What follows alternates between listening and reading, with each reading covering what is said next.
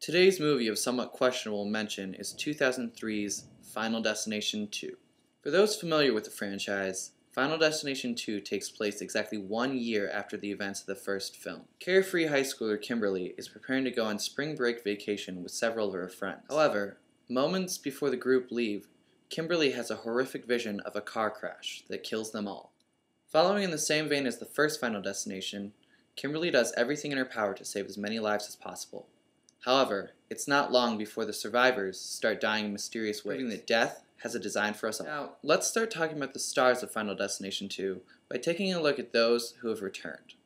First, there's Ali Larter. Ali Larter is Clear Rivers from the first movie, and this time around she's got a significantly downgraded. However, she's as hokey and melodramatic as usual, so if you were a fan of her in the first one, you'll love her in this. Second is Tony Todd, who some people might recognize as Candy. He was the mortician from the first film, and he returns in the same capacity for this film. However, his part is also significantly downgraded, and it's really more fair to call it a cameo than anything else. Now, the new stars of Final Destination 2.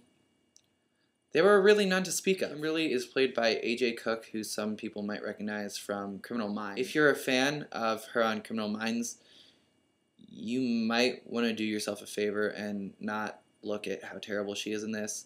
But you don't expect star quality acting from the Final Destination movies, and Final Destination 2 definitely doesn't give it to you. So if you're a fan of the franchise and the hokey acting, you'll probably get a good laugh out of this, but for genuine scares, I would look elsewhere. And now, finally, the scares of Final Destination 2. You know how I said the acting isn't that great?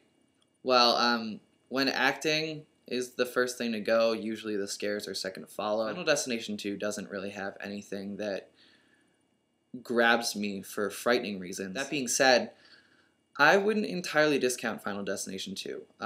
It's definitely not the best of the franchise. It's definitely not the scariest. But if you're looking for a low-key night and a couple of cheap laughs, Final Destination 2 definitely delivers on that front.